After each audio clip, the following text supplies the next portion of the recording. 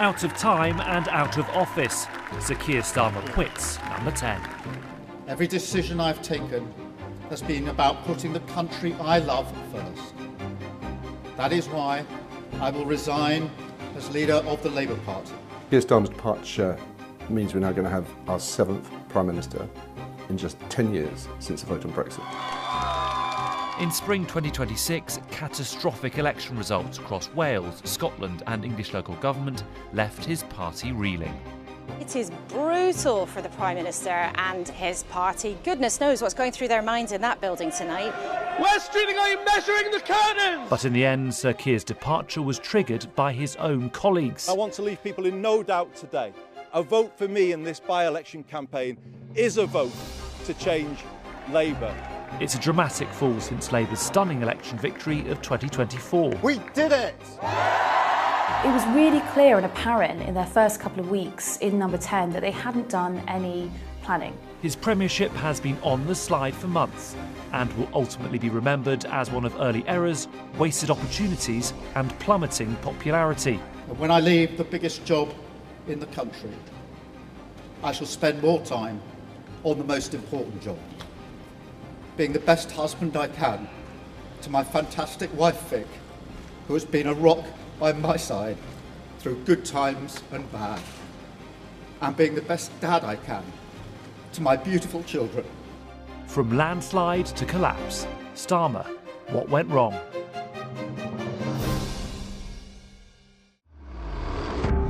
Should the Prime Minister resign, Mr Lammy? The headlines this morning: Sir Keir Starmer's premiership is hanging by a thread, with the cabinet split on his future and more than 70 MPs urging him to say when he'll stand down. 12th of May 2026, unwelcome news for Sir Keir Starmer.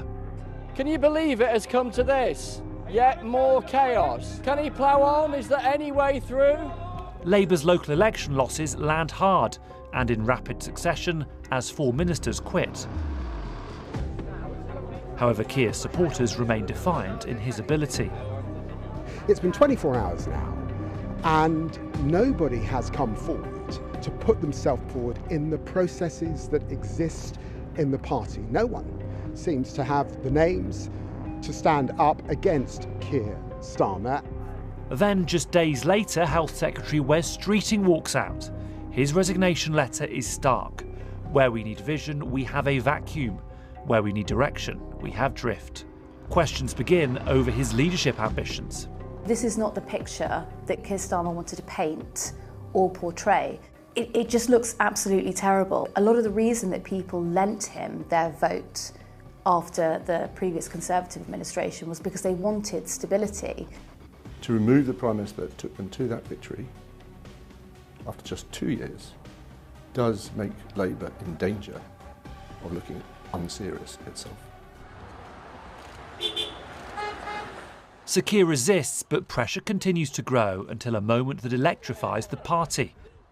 Andy Burnham, the Mayor of Greater Manchester, announces he'll stand in the Makerfield by-election, a route back to Westminster. If I get your support, I would seek to represent you at the highest possible level and give this constituency maximum power and influence. I think Wes Streeting seems to have launched a leadership contest, so if that is running, I would seek to join it. Burnham Andrew Murray, commonly known as Andy Burnham, the Labour and Cooperative Party, 24,927. Good morning, it's Friday the 19th of June. Our main story: Andy Burnham has won the Makerfield by-election with a resounding victory. It marks his return to Westminster and paves the way for him to challenge the Prime Minister for the Labour Party leadership.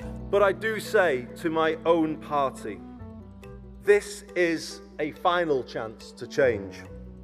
This is what people said directly to me on the hundreds of doorsteps that I stood on. We must hear it, we must act upon it, and we must get it right. There will be no second chance. Burnham, highly popular with large parts of the Labour Party, now could re-enter Parliament, meaning he'd be eligible for the top job. Well, there isn't a leadership contest at the moment. There isn't one at the moment. But as I've said on many, many occasions, I don't think that's a good thing for the country, to plunge us into chaos. But in the days following the victory, Starmer's power started to slip away. Is it still true that he would fight a leadership challenge? These are decisions for Keir to make, and that's why I said that he is taking the time, as well as dealing with all the issues that a Prime Minister deals with over a weekend, a very busy weekend, that he's also taking the time to think through what the political realities are today compared to last week, the week before. But I know that he's a Prime Minister who always puts country first. Then, on Monday morning, it came to this. The question my party is asking now is whether I am best placed to lead us into the next general election. I have heard the answer of my parliamentary party to that question, and I accept that answer with good grace. Every decision I've taken has been about putting the country I love first. That is why I will resign as leader of the Labour Party. I have spoken to His Majesty the King this morning to inform him of my decision. I will ask the National Executive Committee of the Labour Party to set out a timetable with nominations opening on the 9th of July and completed by the summer recess. In the case of a contest, this will ensure a new leader is in place before Parliament returns in September. I will remain in post as Prime Minister until the contest is complete, and I will do everything I can to ensure an orderly handover of power. The House of Cards had started to collapse for Starmer a month earlier.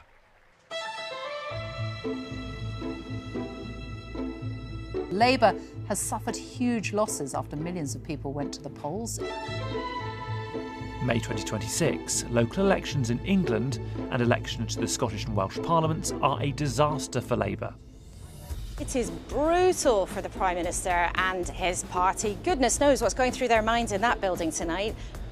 In England, Labour loses nearly 1,500 council seats. Labour strongholds are wiped out as Reform and the Greens scoop up votes.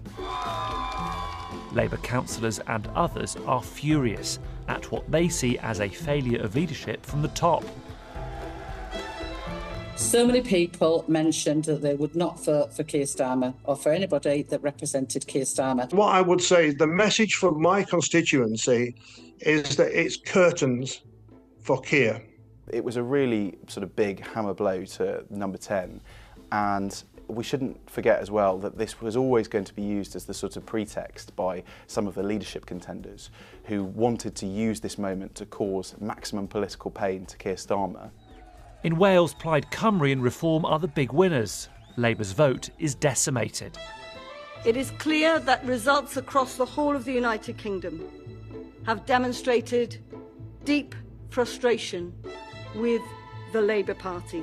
It's the first time that Labour wasn't the biggest party there in over a century, and it represented the party almost having lost the sort of heartbeat in its heartlands. Now, Keir Starmer oversaw the last remnants of industry in Wales, which was Tata Steel, and the closure of that plant, which lost nearly 2,000 jobs. And that was a real kick in the teeth for Wales, because they were expecting to have this sort of Labour handshake, where they would finally be put on the main stage in a way that they had not felt they had been for quite some time. In Scotland, an unprecedented fifth term in government for the SNP as Labour loses seats, becoming the joint second largest party with Reform UK. My party is hurting, we're disappointed, we advocate for change. We didn't win that argument, but it's my job to hold us together, and that's a job I intend to do. A brutal reversal of fortune for the man who, not long before, had secured a monumental mandate. And as Big Ben strikes 10, the exit poll is predicting a Labour landslide. Sir Keir's departure came just 2 years after a spectacular general election victory for Labour. We did it! You campaigned for it, you fought for it, you voted for it, and now it has arrived. Change begins now. It was a sort of celebration unlike any other we've seen since Tony Blair. in that he was walking through a sort of crowd of activists who were waving flags, the Union Jack and then each of the nation's flags as well. And it became emblematic of the sort of the celebration that the Labour movement had.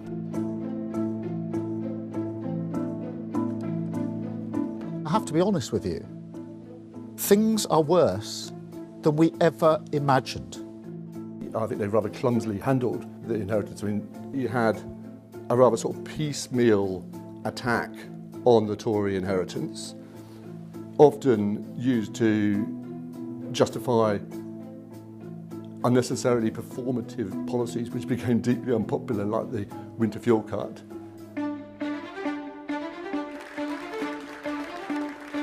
Rachel Reeves. Labour claimed there was a £22 billion black hole in the public finances. The Chancellor made an announcement. But today I am making the difficult decision that those not in receipt of pension credit or certain other means-tested benefits will no longer receive the winter fuel payment from this year onwards. Do not make our pensioners pay. After backbench Labour MPs threatened revolt, there was eventually a U-turn. More revolts and more U-turns were to follow. What's interesting is the Conservatives did this all the time. The Conservatives would focus group a policy idea in the newspapers, and if it didn't go down swimmingly with the public, someone would come out the next day and say, we never said we were going to do that, and not implement the idea. Whereas if it went down well, they would actually carry it out. What Keir Starmer has done is play out everything on the main stage, and so there's no room for fault. I want to bring you some breaking news from here in the UK that's been coming into us in the last short while. News that several people have been stabbed in Southport. Just weeks in, tragedy struck.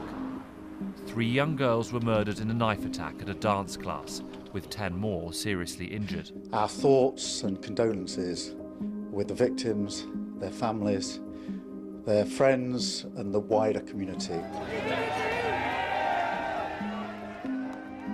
Misinformation on social media, including false claims that the killer was a Muslim asylum seeker, sparked disorder. As a former chief prosecutor and somebody who does care deeply about community cohesion, it allowed Keir Starmer to sort of come into his own. More than 1,800 people were arrested. Critics argued that the response had been unduly harsh. It's not protest, it's not legitimate, it's crime, violent disorder, an assault on the rule of law and the execution of justice. And so, on behalf of the British people, who expect their values and their security to be upheld, we will put a stop to it. Thank you, Conference.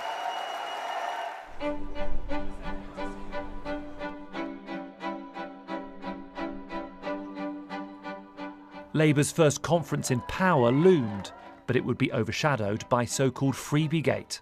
Effectively, it was the Prime Minister himself and other cabinet colleagues taking gifts, hospitality from Labour donors, the most prominent of which was Lord Ali.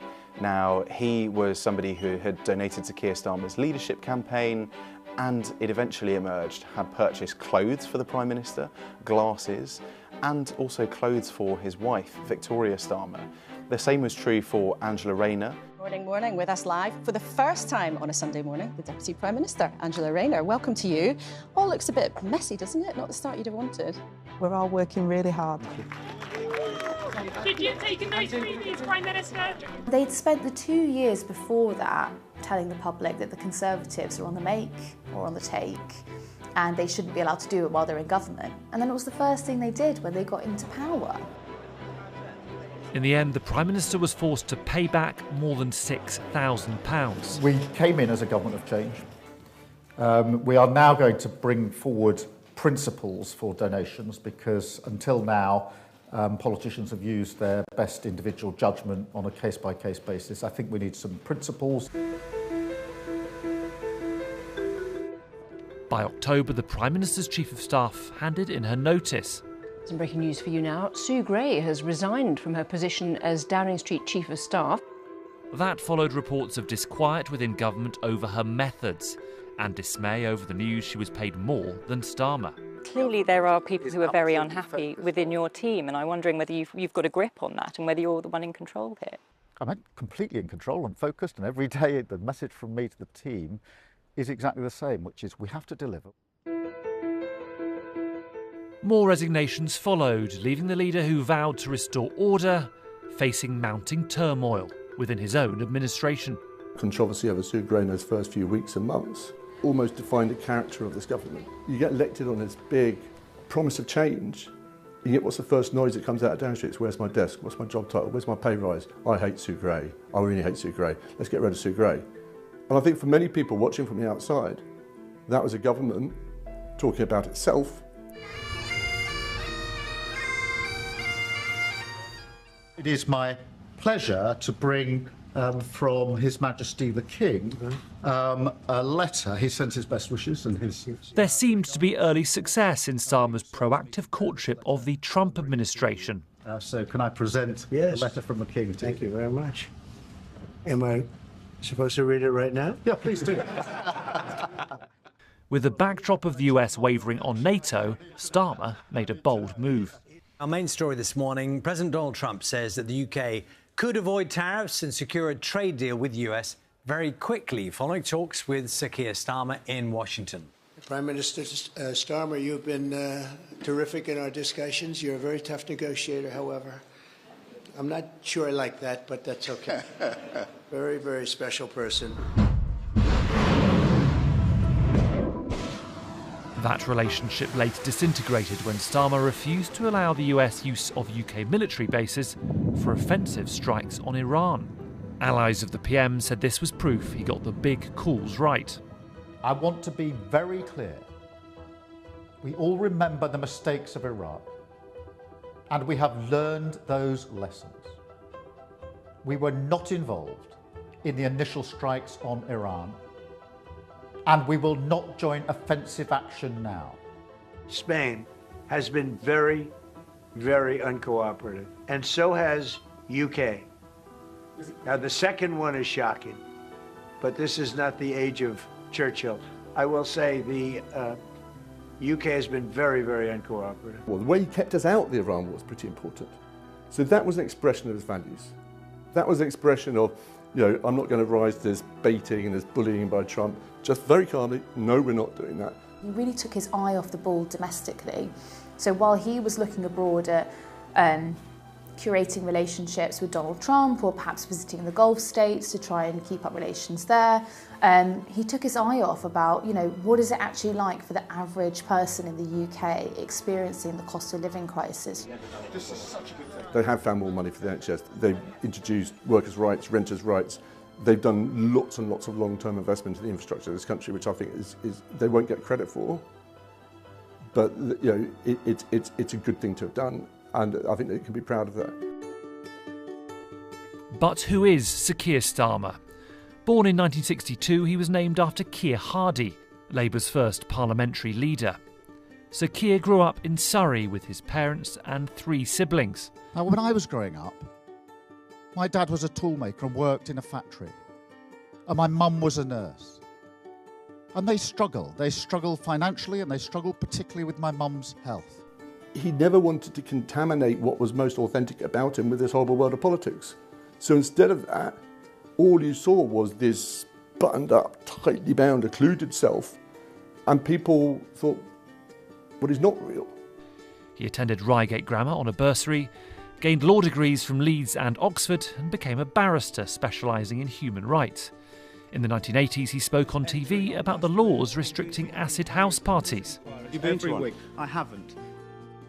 As a child, he showed a keen interest in music, a lifelong passion for football, Arsenal in particular, and he joined the Labour Party in his teens. One of my boyhood memories is 5 o'clock sports report. Remember that? In 2008, he became England and Wales's top prosecutor, overseeing high-profile cases like MP's expenses. His whole training was to bottle things up, and he hates posture, he hates show-offs. One of the reasons he really despised Boris Johnson, the bloke was just all posture, and he saw himself as this evidence-based, fact-based person. He was elected as an MP in 2015. 5 years later became leader of the party, and in 2024 won a huge victory for Labour. The real sadness for many people who know him very well is this is a fundamentally decent man. Because I knew that he had this brother who was dying of cancer. And his brother had a really tough life. Just when he had finally got himself a house and settled down in Leeds, he finds he's got cancer and he's dying.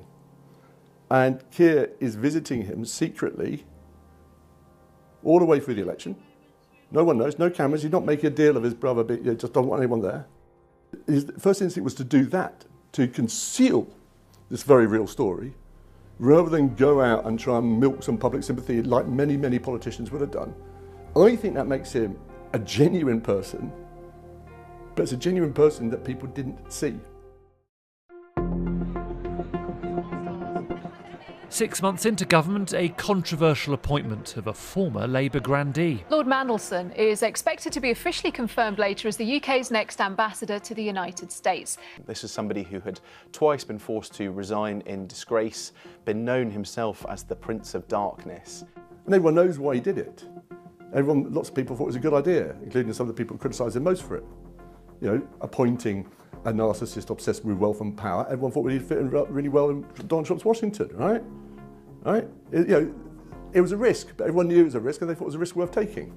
It was a high-stakes move, intended to give Britain a heavyweight presence during President Trump's second term. What a beautiful accent, too. I'd like to have that accent. Thank you. My mother would be proud. The move backfired. US documents surfaced demonstrating quite how close Mandelson had been to the paedophile Jeffrey Epstein. Among other documents that have come to light is a note sent in 2003 by Lord Mandelson, who is now, of course, the UK's ambassador to the United States. In it, he apparently refers to Epstein as his best pal. By September 2025, Lord Mandelson was sacked. Keir Starmer had known to some extent about the relationship between Jeffrey Epstein and Peter Mandelson, but he said he didn't know that it had continued after that point, and he effectively said that Peter Mandelson had lied about the extent of that friendship and relationship. Keir Starmer is presented as a man who is an honourable person. He's someone who doesn't lie, who is a little bit boring, but in a but complimentary. You know, we're complimenting that he's boring because he's stable and sturdy. And then when he engages in friendships with people like Peter Mandelson or takes free suits from someone like Lord Ali, it looks grubby. Peter Mandelson has made few public comments, but maintains he never acted criminally and was never motivated by financial gain. Like very many people, I took at face value what he said. With hindsight, with fresh information, many years later, we realised that we had been wrong to believe him. He's a charismatic criminal liar.